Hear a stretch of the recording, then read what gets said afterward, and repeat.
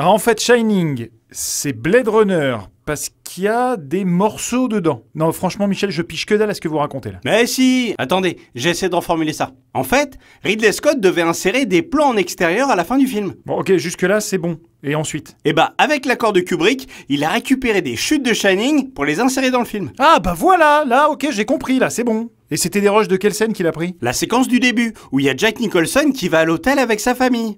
Oui, d'accord, oui, je vois. Mais du coup, c'est bizarre, je me souviens pas de ce genre de plan à la fin. Normal. C'est parce que cette fin-là n'existe que dans les premières versions du film de 1982. Après, il y en a eu d'autres, plus fidèles à la vision de Ridley Scott. Ah oui, ok, moi je l'ai vu bien plus tard, c'est pour ça.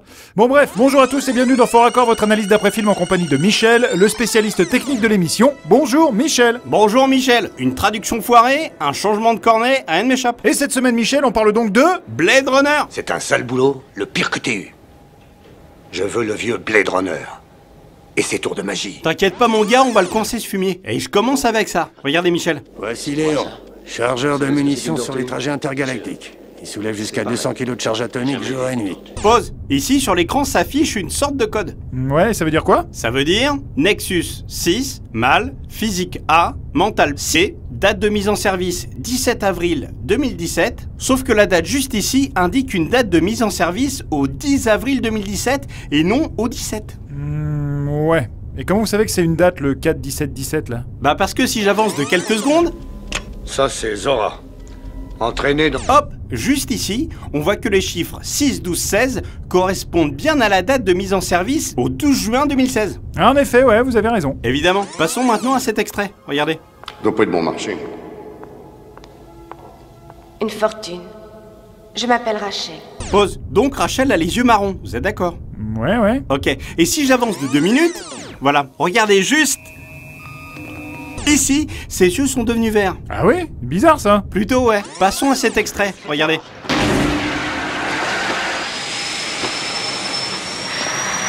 Pas facile de vivre dans la peur, hein?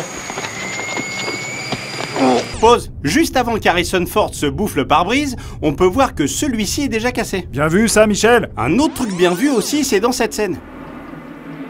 Tac, juste là, derrière Harrison Ford, on peut voir un technicien. Excellent ça. Il fallait le voir celui-là, hein. Bien joué. Oh, vous me flattez, Michel. Maintenant, on va s'intéresser à une séquence avec pas mal de gaffes. Regardez.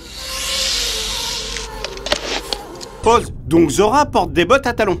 Ouais, d'accord, et alors? Et alors, Zora va prendre la fuite avec ses mêmes bottes. Je passe la poursuite et j'avance de 4 minutes environ.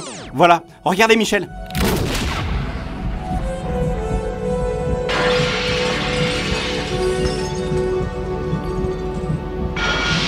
Pause. Les talons ont disparu. Ah ouais. Enfin, en même temps, c'est plus pratique pour courir. Ouais, mais c'est pas du tout raccord. Bon, je refais lecture et...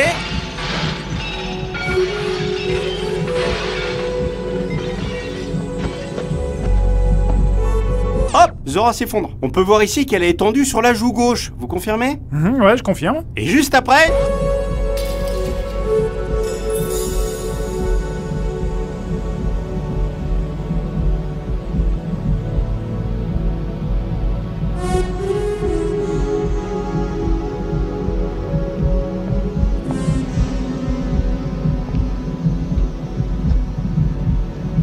Pause. La voilà étendue sur la joue droite. En effet, ouais. Et attendez, c'est pas fini. Regardez la suite.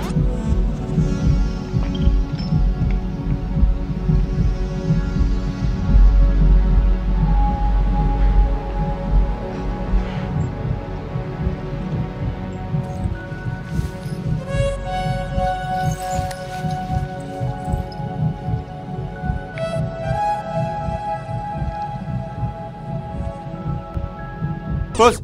Bah quoi, qu'est-ce qu'il y a? Vous allez voir, pour une morte, ses yeux bougent vachement quand même. Concentrez-vous sur cet œil-là. Je passe l'extrait au ralenti et...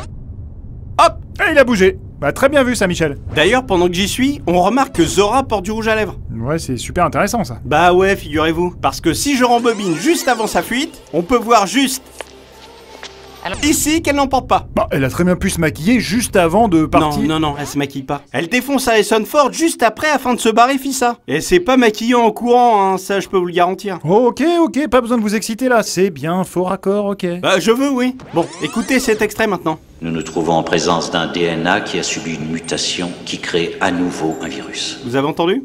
Quoi donc? Bah ce qu'il a dit, le mec, là. Ah, nous nous trouvons en présence d'un DNA qui a subi une mutation qui amène Voilà, au fait... un DNA. Bah c'est quoi un DNA? C'est rien du tout, c'est une erreur de traduction. En gros, au lieu de traduire ça ADN, ils ont gardé le terme anglais. Ah ouais, DNA. C'est ça. Et pendant qu'on est sur cette scène, j'avance de 30 secondes.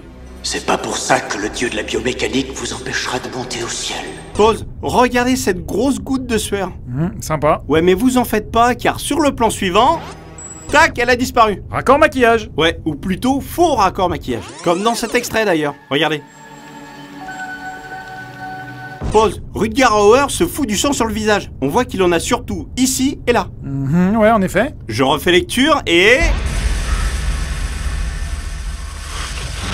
Hop! La ligne de sang est bien droite. Ah ouais, et il en a plus à cet endroit-là. Exactement. En tout cas, moi j'ai fini. Tous ces moments se perdront dans l'oubli.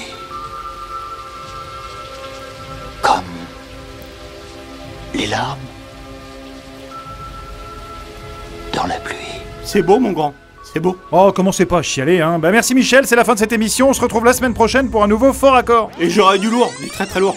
Mais finalement, Michel, le film, c'est bien une adaptation du livre de Philippe K. Dick ou pas? Ah bah oui, clairement, ouais. Ils ont pas le même titre au départ, c'est l'acteur Hunter Fancher qui a acquis les droits du livre. De fil en aiguille, c'est finalement Ridley Scott qui s'est retrouvé aux commandes. Et ceci dit, Ridley Scott a jamais lu le roman. C'est un peu triste quand même. De quoi? Bah Philippe K. Dick est mort juste avant la sortie du film. Oui, c'est vrai, mais il a pu voir une version de 20 minutes quasi finalisée. Il a d'ailleurs dit que les images transcrivaient parfaitement la vision qu'il avait de l'univers en écrivant son livre. Ouais, mais c'est sur 20 minutes. Après, ça a été beaucoup modifié. Ah oui, c'est clair, ouais. Ridley Scott a vraiment gardé que la trame principale et le nom des personnages. C'est pour ça que c'est très différent du bouquin, mais ça reste une adaptation fidèle. D'ailleurs, vous devriez le lire, hein, c'est vachement bien. Non, sans façon, je vous crois. Retrouvez ce film à regarder chez vous sur notre nouvelle application Allocinéum, disponible sur smartphone et tablette.